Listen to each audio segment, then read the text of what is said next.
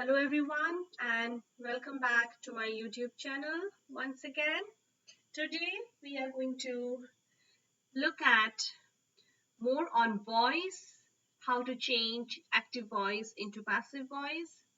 In my previous video, I tried to explain the rules, how to change active voice sentences into passive voice. And today in this particular video, I have taken interrogative sentences, and I'm going to explain how to change the interrogative sentences from active voice to passive voice. So now let's get started. Let us look at these WH questions. Example number 1, who broke the vase? Now, who in passive becomes by whom, and the vase, it takes it has to take an auxiliary verb because it is an interrogative sentence.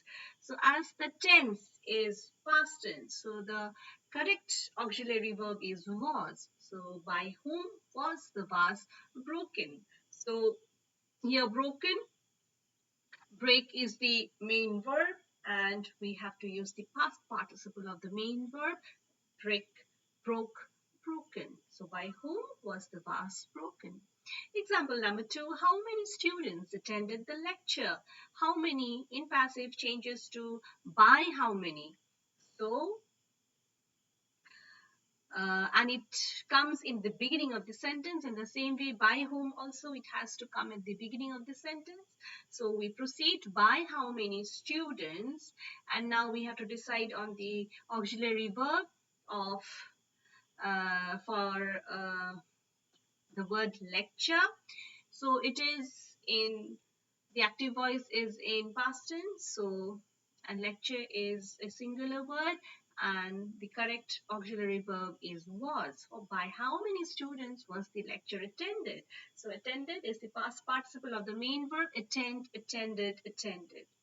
Example number 3, when did you buy this new pen? Now when remains when in passive form, and then let us bring this new pen to the subject position, and it has to take an auxiliary verb. Now this is singular and the active voice is in simple past tense, so the correct auxiliary verb is was. So when was this new pen bought by you? So bought, this is the past participle of the main verb by, bought, bought. Now let us look at some more of WH questions. Where did you see the thief? Where remains where in passive form, and then let us bring the object into the subject position. Then we have to decide on the auxiliary verb. So thief, thief, it is singular, and we have seen that the active voice sentence is in simple past tense, so the correct verb is was. So where was the thief? Now for the main verb see, we have to use the past participle, so see, saw, seen. So where was the thief? Seen by you. Next example, who will cut the cake? Passive form, who changes to by whom, and it has to be at the beginning of the sentence. So by whom will remains the same, and yes, we have to add BEB in future tense sentences in passive form. So by whom will the cake be cut? So cut here is the past participle of the main verb cut. Cut present tense, past tense cut, past participle cut. Next, when did you buy this new pen?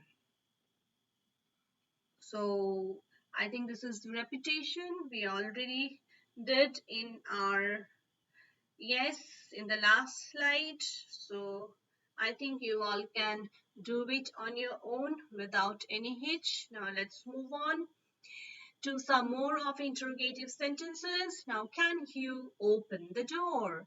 Now let us look at the passive formation. Can, we already have the verb here. So can takes its position at the beginning of this sentence. We bring the object to the subject position, the door, and then we add the past participle of the main verb open, opened, and we have to add be here. So, can the door be opened by you? Will Rita give a speech? So, we put the verb will in its position, bring our speech, then we have to add beb because this is future tense given by Rita. Are you writing a letter? So now we have to bring the object letter to the subject position, and then we need to decide on the auxiliary verb. Now here letter is singular and the active voice sentence is in present continuous tense. So the correct auxiliary verb is. So is a letter, and as it is in continuous, we have to add being, being, and then the past uh, and then the main verb and the main verb, the past participle form of the main verb. So write, wrote, written. So is a letter being written by you? So that's how we change interrogative sentences from active voice to passive voice. Thank you very much.